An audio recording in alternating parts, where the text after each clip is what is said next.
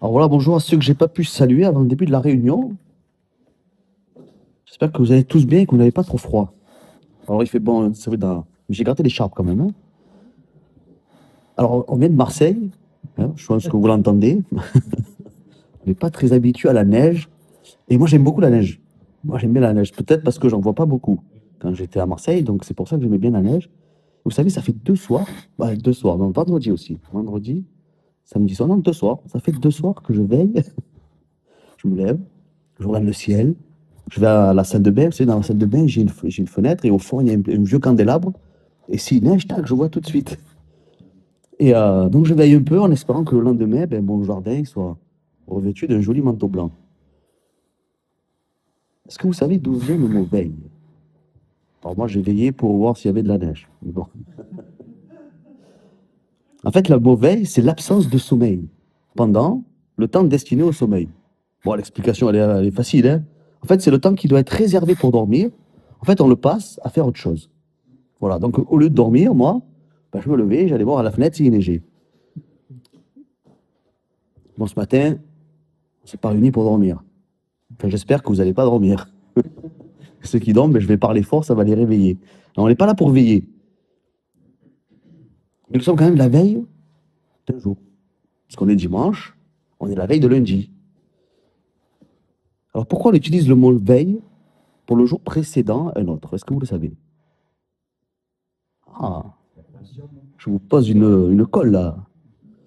Alors, Michael dit c'est la création. Je vois Raymond qui secoue de la tête en disant oui ou non, je ne sais pas. Mais il n'est pas sûr, Raymond, que ça vienne de là. Le mot veille. Alors, j'ai trouvé une explication, elle vaut ce qu'elle vaut.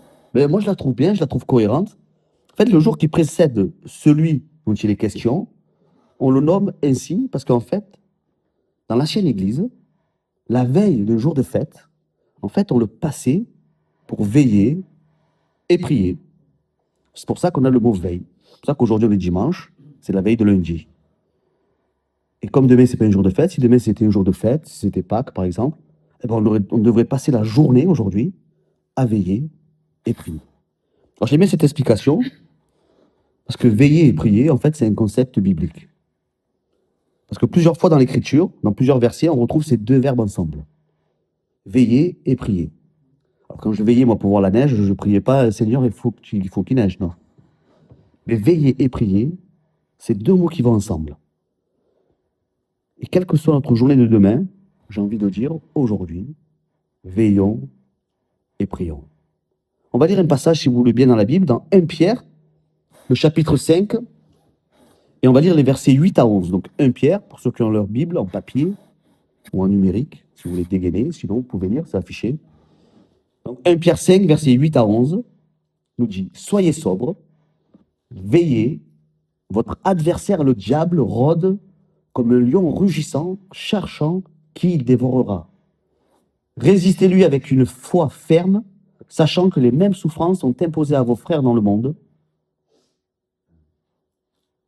Le Dieu de toute grâce, qui vous a appelé en Jésus-Christ à sa gloire éternelle, après que vous aurez souffert un peu de temps, vous perfectionnera lui-même, vous affermira, vous fortifiera, vous rendra inébranlable.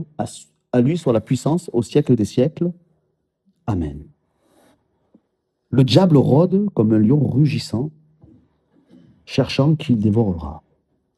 Alors, il y a un pasteur que j'aimais bien, l'ancien, bon, il est à la retraite maintenant. Quand il disait ces versets, il disait c'est vrai que le lion rôde, hein, comme un lion rugissant, savoir qui il va dévorer. Mais ce qu'il y a de bien, c'est que le lion, il n'a plus de dents. Il peut nous faire mal. Sacrifice à la croix nous garde. Si on est en Jésus-Christ, je pense que le lion ne va pas nous faire grand-chose. Vous savez, Baudelaire, il a dit un jour, je ne sais pas si vous lisez Baudelaire, est-ce que vous lisez Baudelaire tous les jours, autant que la Bible? Non, il a dit un jour, la plus belle ruse du diable, c'est de faire croire qu'il n'existe pas. Alors pourquoi le diable utiliserait cette ruse? Faire croire qu'il n'existe pas, à votre avis? Parce qu'en général, on préfère un mensonge qui rassure plutôt qu'une vérité qui dérange. Vous, par exemple, vous préférez entendre un mensonge qui vous rassure ou une vérité qui va vous déranger? La vérité, c'est pas sûr. On dit ça, oui, moi aussi, je préfère la vérité, hein. Mais tu préfères, Simon, qu'on te dise une vérité qui va te déranger? Oh, un petit compliment, même si c'est pas trop la vérité, ça fait plaisir, tu vois. Ah, en général, on est comme ça, hein. Souvent, on est comme ça. On préfère entendre un mensonge qui va nous rassurer plutôt qu'une vérité qui dérange. Je ne sais pas vous, mais moi, par exemple, j'aime pas trop aller chez le médecin. Pas aller chez le médecin. J'aime pas faire des prises de sang, faire des radios. Je sais pas, ça me plaît pas. Alors, je vais très rarement chez le docteur, mais je pense que de temps en temps, c'est bien que je fasse un petit contrôle. Je pense que ça serait bien. Une prise de sang pour faire un petit bilan de mon état de santé en général. J'ai pas trop envie d'y aller. J'ai pas trop envie. Vous savez pourquoi? Mélanie, ça fait un moment. Elle me dit, Philippe, il faut que tu ailles. Je dis, non, mais tout va bien. Pourquoi je vais y aller? Alors, pourquoi j'aime pas trop aller chez le docteur pour ça? Tout simplement parce que j'ai pas trop envie d'entendre, quand tu vas voir mes résultats là, Monsieur Malfitano, est-ce que vous avez bon appétit? Hein? Ah, la réponse, évidemment, hein, c'est oui, j'aime bien manger. Mais là, du coup, je vais peut-être me remettre en question, faire attention à ce que je mange, peut-être reprendre une petite activité physique. Parce qu'on ne sait jamais, peut-être que la prise de sang, elle va révéler, je sais pas moi, un peu de cholestérol. Peut-être que le médecin va me dire, ah, il va falloir surveiller vos triglycérides. Vous savez, la peur d'avoir des résultats sanguins, pas si bien que ça. Éviter éviter la vérité qui dérange. Alors, je préfère faire des efforts avant. Faire des efforts, non, mais ça, je vais faire un petit régime, faire un peu de sport, et après, j'irai faire la prise de sang. Comme ça, ben, quand le docteur il va le voir, il dit, ah, mais c'est super, monsieur Malfitano. Vous avez bon appétit, mais vous prenez soin de vous. Les résultats, ils sont pas mal. Vous savez, des fois, on fuit les docteurs, c'est parce qu'on a peur qu'ils nous disent que nous sommes malades. Alors, on fuit. On évite les médecins, parce qu'on a peur qu'ils nous annoncent une mauvaise nouvelle. Mais j'ai envie de vous dire, si nous ne savons pas que nous sommes malades, si peut-être qu'on a un petit truc qui couve, sans qu'on le sache, comment allons-nous prendre un remède pour nous soigner? Ou alors, imaginons que nous sommes malades, on est malade, on a une maladie, on n'est pas bien, on va voir le docteur, et le docteur, au lieu de nous dire la vérité, qui va nous déranger, qui va nous faire peur, qui va nous attrister, eh bien, il va nous dire un petit mensonge qui rassure. Il va dire, ah, vous inquiétez pas, tout va bien, continuez comme ça. Mais j'ai envie de dire, l'issue nous sera fatale. Car un mensonge qui rassure, eh bien, il mène à la mort. Je vais vous donner quelques exemples de mensonges qui rassurent et qui mènent à la mort. Si on reprend par exemple la ruse du diable, qui nous fait croire qu'il n'existe pas. Alors admettons que le diable il n'existe pas, ben, si le diable n'existe pas, je peux faire un raccourci très court, Dieu n'existe pas. Si Dieu n'existe pas, ben, c'est bien, pas de jugement. On n'est pas jugé, parce que Dieu ne va pas nous juger. Ben, inconsciemment, si le diable n'existe pas, donc il n'y a pas d'enfer. Puisque l'enfer, à la base, il a été créé pour le diable et ses anges. Pas de diable, pas de tentation dans le jardin d'Éden, pas de chute, pas besoin de sauveur. L'affaire est close. On a commencé tard, mais on finit tôt. On peut s'arrêter maintenant, parce qu'on n'a pas besoin de sauveur. La réunion, elle peut être terminée. Et on peut faire vite des raccourcis, hein, avec des mensonges qui rassurent.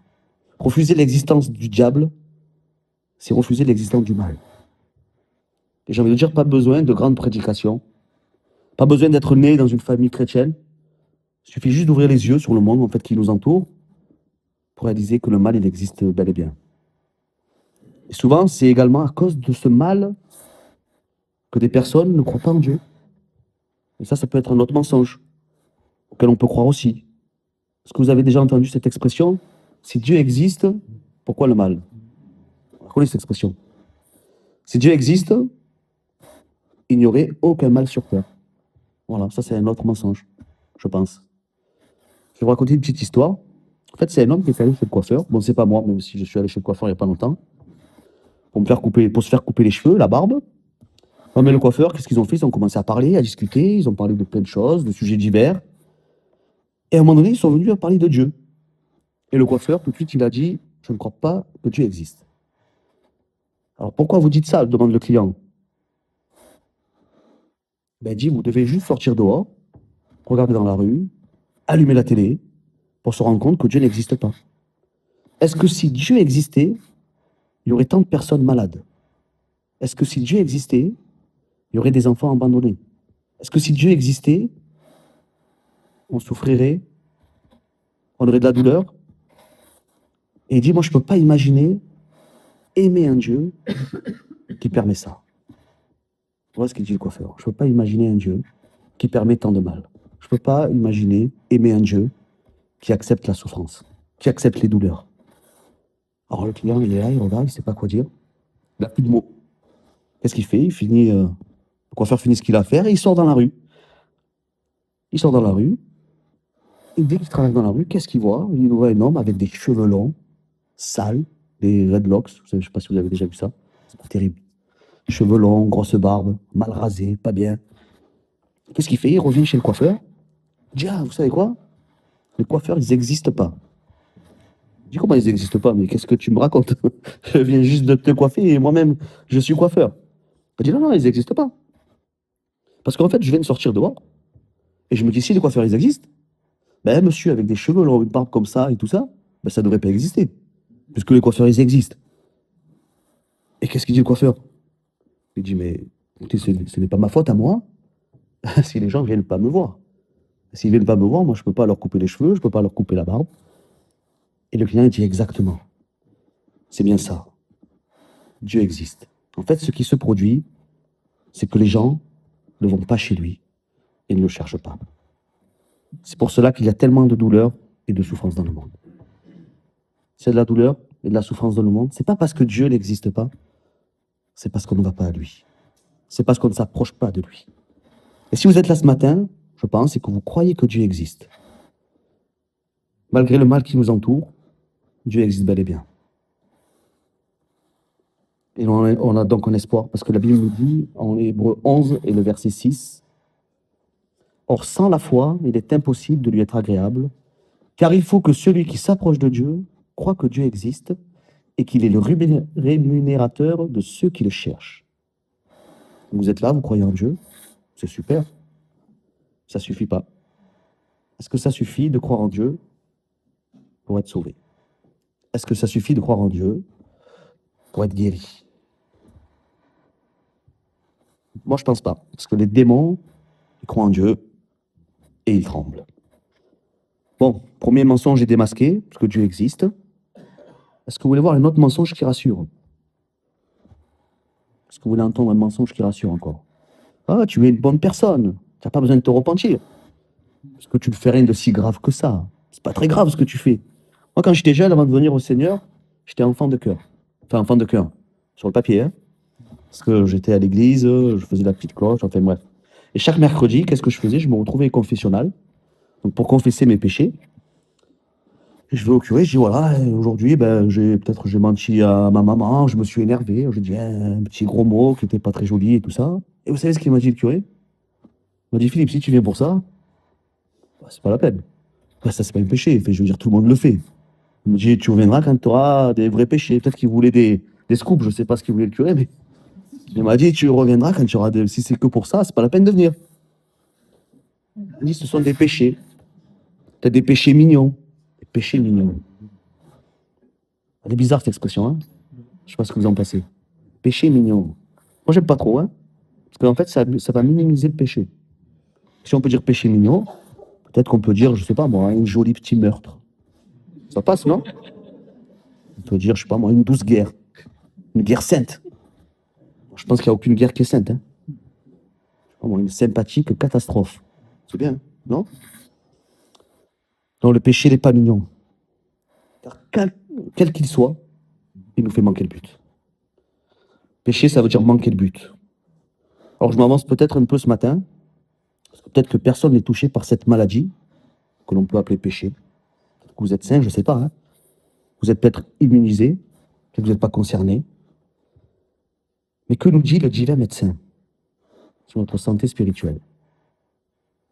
Romains 3, 23 nous dit, Romains 3, car tous ont péché et sont privés de la gloire de Dieu. Ça, c'est une vérité qui dérange. Car tous ont péché, alors je vous le dis, vous êtes tous pécheurs et vous êtes privés de la gloire de Dieu. Simon, tu préfères toujours les vérités qui dérangent? Dieu est saint. Nous avons un Dieu qui est saint et il ne peut se souiller avec le péché. Et j'ai envie de dire que juste nos pensées, elles nous condamnent. Nos pensées nous condamnent. Imaginons un peu qu'il existe une machine. Vous savez, avec maintenant l'intelligence artificielle, peut-être que cette machine avait existé là, dans pas longtemps. Imaginons qu'il existe une machine, vous savez ce qu'elle fait la machine? Elle va prendre nos pensées. Avec nos pensées, elle va faire un petit film. On pourrait peut-être passer à l'écran. Là, je dirais à Lydie, tiens, Lydie, hop, sur l'USB, j'ai quelques films intéressants là. Ce serait bien que tu puisses les passer là, que tout le monde voit. Alors on prendrait juste les pensées, pas beaucoup, celles qu'on a eues peut-être cette semaine. Essayez de vous imaginer les pensées que vous avez eues dans la semaine là.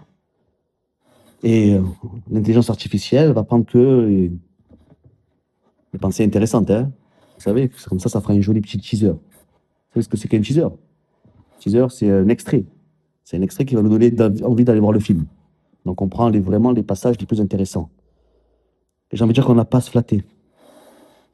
Parce que si une machine existe, que je pourrais projeter vos pensées ici, je pense que vous ferez tout votre possible pour que la vidéo elle passe pas. Et là, je juge personne. C'est parce que je suis dans le même cas que vous. Parce que la Bible, elle ne ment pas. Quand la Bible elle dit « car tous sont péchés et sont privés de la gloire de Dieu », c'est une vérité. Peut-être qu'il dérange, mais c'est une vérité. Parce que si on ne pêche pas en action, peut-être qu'on pêche en parole. Si on ne pêche pas en parole, peut-être qu'on pêche en pensée. Une vérité qui dérange. Qui aime reconnaître avoir tort? Il ne faut pas mentir, Michael. Je n'ai pas dit que qui reconnaît qui a tort. Moi, je reconnais mes torts. Mais j'aime pas avoir tort, hein. Je suis désolé, j'aime pas avoir tort. Qui aime reconnaître qu'il fait fausse route? Qui aime reconnaître que finalement, on n'est pas si bien que ça? Ça plaît à pas beaucoup de monde, je pense. Hein. Je pense que ça plaît à personne.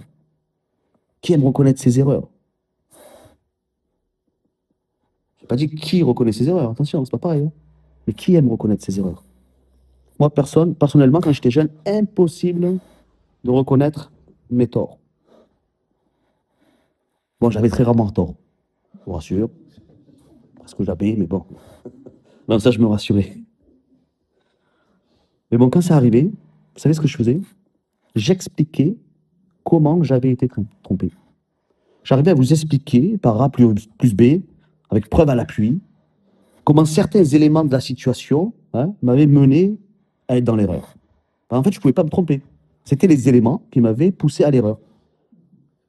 Alors, j'avais bien sûr toutes les excuses du monde pour justifier mes erreurs et mon mauvais comportement.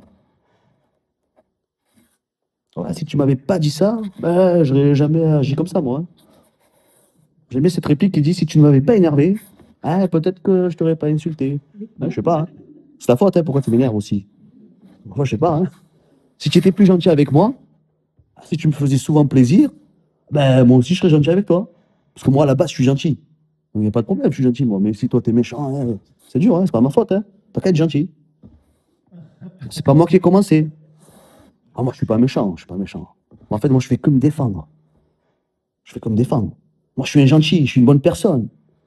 Et mes mauvaises attitudes, en fait, c'est à cause des autres. En fait, je n'agis qu'en réponse à leurs mauvaises attitudes. Je ne sais pas si vous vous reconnaissez. Parce que la Bible dit dans Proverbe 20 et le verset 6, beaucoup de gens proclament leur bonté, mais un homme fidèle, qui le trouvera? Ouais, moi, je pensais être un bon gars. En fait, je n'étais pas. Je n'étais pas un bon gars. Moi, je proclamais ma bonté, ça c'est clair. Hein. Parce que j'étais fidèle. Mais la Bible dit, mais un homme fidèle, qui le trouvera? Croire que nous n'avons pas besoin de nous repentir, en fait, c'est un mensonge qui mène à une mort certaine. Croire qu'on n'a pas besoin de se remettre en question, c'est un mensonge qui va nous mener à une mort certaine. Alors, je suis désolé de vous le dire, hein, mais vous êtes tous pécheurs. Nous sommes tous, sans aucune exception, pécheurs. Même si ça nous pique un peu, mais on ne peut pas se mentir. Nous avons tous blessé le cœur de Dieu, à un moment donné, par nos iniquités. En fait, nous nous sommes volontairement éloignés de Dieu. Alors, mon frère, ma soeur, peut-être quelqu'un qui vient pour là où la première fois, j'ai envie de vous dire, vaut mieux entendre une amère vérité qu'un doux mensonge? Même si la vérité parfois peut faire mal ou déranger, mais la vérité nous rendra libres. Jean 8, le verset 32 nous dit, vous connaîtrez la vérité et la vérité vous affranchira. Connaître la vérité, en fait, c'est être libre de tous les mensonges du diable. Le diable veut nous faire croire que sans Dieu, là est la liberté. Il veut nous faire croire que le joug de Jésus, il est lourd à porter. Alors que sans Jésus, on est esclave du péché. Sans Jésus, nous sommes esclaves de notre propre convoitise, de nos propres mensonges. Vous savez, qui nous font plaisir. Avant de connaître Jésus, je pensais vraiment être libre. Hein. Je travaillais à mon compte, je n'avais pas de patron, je n'avais pas de chef au-dessus de moi. Alors on pensait que Philippe, t'es jeune, c'est super, t'es ambitieux. J'avais 25 ans, j'avais mon entreprise, et je n'étais pas ambitieux. Hein. C'est parce que je voulais pas de chef, c'est tout. Hein. Je voulais pas de chef qui me dise quoi faire. Je n'avais pas d'ambition. C'est juste pour ça que j'avais une entreprise. Je gérais mon planning comme bon me semblait, mais j'étais esclave de mes colères. J'étais esclave de mes convoitises. J'étais esclave de mes mauvaises paroles. Je parlais pas très bien. Avant de connaître Jésus, j'étais esclave de mes mensonges. Je mentais beaucoup.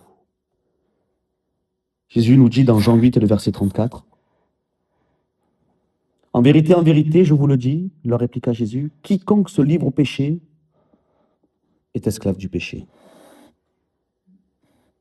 Et là, on ne parle pas des inconvertis, on ne parle pas des personnes qui ne connaissent pas le Seigneur. La Bible, elle est claire. En vérité, quand Jésus, en plus, dit 2 fois en vérité, à mon avis, il faut bien écouter. Hein. Je vous le dis, leur répliqua Jésus, quiconque se livre au péché est esclave du péché. Et le diable, qu'est-ce qu'il désire? Il désire nous maintenir esclaves du péché. Comme ça, nous ne sommes pas libres en Jésus. Il rôde, comme un lion rugissant, cherchant qui dévorer. Mon frère, ma soeur, le diable n'a pas d'amis. Il n'a aucun ami. Le diable nous déteste. Alors il va nous mentir. Il va nous caresser dans le sens du poil. Ah, mais ça, c'est pas bien grave. Ouais, mais tu peux demander pardon au Seigneur. Parce que, pardon, le Seigneur, il est fidèle et juste pour te pardonner. C'est une vérité. Ça, c'est une vérité. Mais il veut nous maintenir dans un mensonge. Un mensonge qui nous fait du bien. Un mensonge qui ne nous dérange pas. Mais ce mensonge-là va nous mener à la mort. Si tu ne connais pas encore le Seigneur, j'ai envie de te dire, ne crois pas à ces mensonges. Parce qu'on est tous pécheurs. Le salaire du péché, c'est la mort. On l'a dit tout à l'heure, hein, l'enfer n'a pas été pour l'homme à la base, hein, pour le diable et ses anges. Pour lui, c'est réglé. Le diable, il connaît sa destination, mais il ne veut pas y aller seul. Alors parfois, on croit qu'en enfer règne le diable. Qui croit ça? Qui c'est qui règne? Qui c'est qui règne en enfer, à votre avis? Ah, des fois, on se dit, tiens, en enfer, c'est le diable. C'est son royaume, on va dire, entre guillemets. C'est le diable qui règne. Et si c'est lui qui règne, ça ne le dérange pas d'y aller, c'est son royaume. En enfer, c'est la colère de Dieu qui règne. Et autant qu'il nous aime, il est le péché. Et si c'est la colère de Dieu qui règne en enfer, que le diable même ne veut pas y aller, j'ai envie de vous dire, c'est pas un endroit où il faut aller. Il faut trembler. Tu peux remettre le verset d'avant, s'il te plaît? Quiconque se livre au péché est esclave du péché. Et ça nous mène à la mort. Jésus est mort pour payer le prix de nos fautes. 3e jour, il est revenu à la vie. Il nous offre la vie en abondance, la vie éternelle. Et nous qui connaissons le Seigneur depuis longtemps, hein, en fait, nous sommes à la veille d'un jour aujourd'hui. Alors, je ne suis pas médium ni rien, je vous rassure. Hein, parce que je ne sais pas quand le Seigneur va revenir. Je ne sais pas du tout encore. Mais nous sommes à la veille d'un jour. Même si c'est peut-être différent pour chacun, le jour, hein, le Seigneur nous encourage à veiller. Parce que le but de l'ennemi de nos âmes, c'est d'abord nous faire croire qu'on n'a pas besoin de Dieu.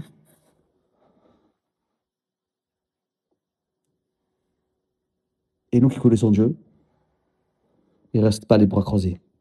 C'est pour ça que le Seigneur nous exhorte à prier et veiller. Luc 21, le verset 36. Veillez donc et priez en tout temps, afin que vous ayez la force d'échapper à toutes ces choses qui arriveront et de paraître debout devant le Fils de l'homme. Le Seigneur est à la porte. Et ça, c'est une vérité. Le Seigneur revient bientôt. Mais comme on ne sait pas ni le jour ni l'heure, j'ai envie de vous dire, parce que c'est peut-être demain, c'est peut-être maintenant, peut-être dans 1 heure, peut-être dans 5 minutes, on ne sait pas. Alors j'ai envie de dire, veillons afin d'être prêts quand le Seigneur va venir chercher son Église. 1 Corinthiens 10, et le verset 12 nous dit, ainsi donc, que celui qui croit être debout prenne garde de ne tomber. De ne pas tomber, pardon. De ne tomber. Des fois, on se croit debout. Des fois, on se croit bien. Ah, parce qu'on va à l'église, parce qu'on est des bons chrétiens. Et moi, j'ai envie de dire, toi qui es debout, prends garde de ne pas tomber. Soyons pas des Démas. Vous connaissez Démas? Démas, dans la Bible, c'est quelqu'un qui était fidèle. C'était un compagnon de l'apôtre Paul. Et qu'est-ce qu'il a fait Démas? Par amour du siècle présent, il a abandonné la foi. On vit dans un monde qui va de plus en plus vite. On a beaucoup d'outils, vous savez, pour nous faciliter le travail. On pourrait croire que la modernité nous libère du temps. Parce qu'avant, on travaillait 8 heures, 10 heures, 12 heures, je ne sais plus combien on travaillait. Et on se dit, tiens, c'est moderne. Maintenant, on a des machines qui vont nous libérer du temps. Mais en fait, plus nous vivons dans la modernité, et moins on a de temps pour veiller et prier. Je ne sais pas vous, mais je trouve qu'on a moins de temps pour veiller et prier. Alors qu'on travaille moins, alors qu'on a beaucoup de choses qui nous facilitent, qui nous fait gagner du temps. Vous savez, quand le Seigneur reviendra sur la nuée, il va surprendre tout le monde. Nous les premiers. Alors j'ai envie de dire ce matin, soyons pas comme des vierges insensées. On va lire un passage dans la Bible, dans l'évangile de Matthieu, le verset 25. Le chapitre 25, pardon. Et les versets 1 à 13. Alors le royaume des cieux sera semblable à 10 vierges qui ont pris leur lampe, allèrent à la rencontre de l'époux. 5 d'entre elles étaient folles et 5 sages. Les folles, en prenant leur lampe, ne prirent point d'huile avec elles. Mais les sages prirent avec leur lampe de l'huile dans des vases. Comme l'époux tardait, tous s'assoupirent et s'endormirent. Au milieu de la nuit, on cria « Voici l'époux, allez à sa rencontre !» Alors toutes ces vierges se réveillèrent et préparèrent leurs lampes. Les folles dirent aux sages « Donnez-nous de votre huile, car nos lampes s'éteignent. » Les sages répondirent « Non, il n'y en aura pas assez pour nous et pour vous. Allez plutôt chez ceux qui en vendent et achetez-en pour vous. » Pendant qu'elles allaient en acheter, l'époux arriva. Celles qui étaient prêtes entrèrent avec lui dans la salle des noces et la porte fut fermée. Plus tard, les autres vierges vinrent et dirent « Seigneur, Seigneur, ouvre-nous !» Mais il répondit « Je vous le dis en vérité, je ne vous connais pas. Veillez donc, puisque vous ne savez ni le jour, ni l'heure. » Ce que nous explique cette parabole, c'est que notre vie spirituelle, notre relation avec Dieu, en fait, est de notre responsabilité personnelle. En fait, c'est ça ce qu'elle dit la parabole. Alors, on a besoin des pasteurs, de nos anciens, des ministères, que Dieu donne à l'Église, pour faire paître le troupeau, ça, il n'y a pas de problème. Mais la responsabilité de se nourrir, en fait, elle nous incombe à chacun. Une maman, qu'est-ce qu'elle va faire à son bébé? Maman va préparer le biberon, elle va donner le biberon au bébé. Ensuite, le bébé grandit un petit peu, elle va lui donner à manger. Une cuillère, elle va donner à manger. Mais une fois qu'il est adulte, je vous pose la question, vous. Maintenant, si vous arrêtez de manger, qu'est-ce qui va se passer? Si on arrête de manger, on va mourir. Hein. Si vous attendez que votre maman... si on est âgé, nos mamans, elle n'est plus là. Hein. Ça va être compliqué qu'elle nous donne le biberon. Si on est adulte, est-ce que se nourrir juste le dimanche, avec la prédication, ça suffit? Combien de fois vous mangez par jour? 3 fois, au moins, 3 fois. On est riche, on peut manger 3 fois par jour. Et si je vous dis là, écoutez, on va faire qu'un repas maintenant. Qu'un repas, ça va être le dimanche matin, de 11h peut-être à 11h30. Ça va faire maigre, hein? Je pense que ça va faire maigre. Je pense que vous ne serez pas content si on a que ça à manger. Mon frère, ma sœur, j'ai envie de vous dire ce matin, ne négligeons pas notre santé spirituelle. Veillons et prions. J'allais dire, ne soyons pas légers en étant négligents, comme l'ont été les vierges folles. Elles n'ont pas pris d'huile à leur lampe. Vous savez, quand l'époux arriva, elles demandèrent de l'huile aux vierges sages. Est-ce que vous savez que même si les vierges sages, elles auraient voulu donner de leur huile, elles n'auraient pas pu, en fait. Est-ce que vous savez que notre huile, on ne peut pas la donner? Notre relation avec Dieu est personnelle. Nos moments d'intimité avec lui, mes moments de méditation, de la parole, en fait, elles me sont personnelles à moi. Même si je veux vous en donner, je suis désolé, mais je ne peux pas. Impossible que je partage avec vous. Alors, je peux partager mes méditations. Parce que j'ai reçu sur le cœur, je vous le partage ce matin. Parce que j'ai reçu moi personnellement. Ce que le Seigneur m'a dit à moi. Il me l'a dit à moi. Mon temps de prière avec lui, c'est mes temps de prière à moi. Même si je veux vous les partager, je ne pourrais pas. Vous savez, quand le Seigneur revient, si le Seigneur revient, peut-être qu'on va courir vers nos frères et nos sœurs, ou notre conjoint, peut-être qu'elle est plus spirituelle que nous. On va aller vers le pasteur et on va lui dire, vite, vite, donne-moi de ta foi. Ah, ça va être dur. Vas-y, s'il te plaît, partage-moi quelques moments d'intimité que tu as eu avec le Seigneur. Ah, mon frère, je voudrais bien, mais je ne peux pas. Vite, vite, s'il te plaît, j'aimerais que le Seigneur me connaisse. Aussi, comme toi, il te connaît. Parce que toi, tu as passé du temps avec lui et moi, non. Moi, il peut ton temps. Même avec la meilleure des volontés, c'est impossible. Alors, mon frère, ma sœur, afin que le Seigneur ne nous dise pas, je ne vous connais pas. Bon, demain, c'est lundi. C'est la veille d'une nouvelle semaine qui commence. C'est peut-être la veille, je ne sais pas, d'un anniversaire pour quelqu'un. Mais ce qui est sûr, c'est que nous sommes la veille de quelque chose. Ça, c'est certain. Nous sommes la veille d'un jour en particulier. Alors, mon frère, ma sœur, mon ami, veillons et prions. Car on ne connaît pas ni le jour, ni l'heure. Ne soyons pas comme ces vierges folles ou insensées. J'aime bien ce mot insensé. Nous qui connaissons le Seigneur, nous qu'on connaît les bienfaits de la prière, nous qu'on connaît l'importance et ce que nous apporte la parole de Dieu, quand on la néglige, est-ce qu'on n'est pas un petit peu insensé? Manquer de sens en fait. Est-ce qu'on n'est pas insensé? Quand on a des temps, le jeudi soir, pour venir prier, intercéder avec les frères et les sœurs, et qu'on néglige ces temps-là, est-ce qu'on n'est pas insensé? On a une église pour se réunir entre frères et sœurs, pour entendre parler de la parole, pour se bénir les uns les autres, prier les uns avec les autres. Si on néglige ces choses-là, est-ce qu'en vérité, on n'est pas un peu insensé? Est-ce qu'on ressemble aux vierges sages ou aux vierges insensées? Veillons et prions. On ne sait pas quand le Seigneur revient, mais ce qui chose est sûre, c'est qu'il revient bientôt. Amen.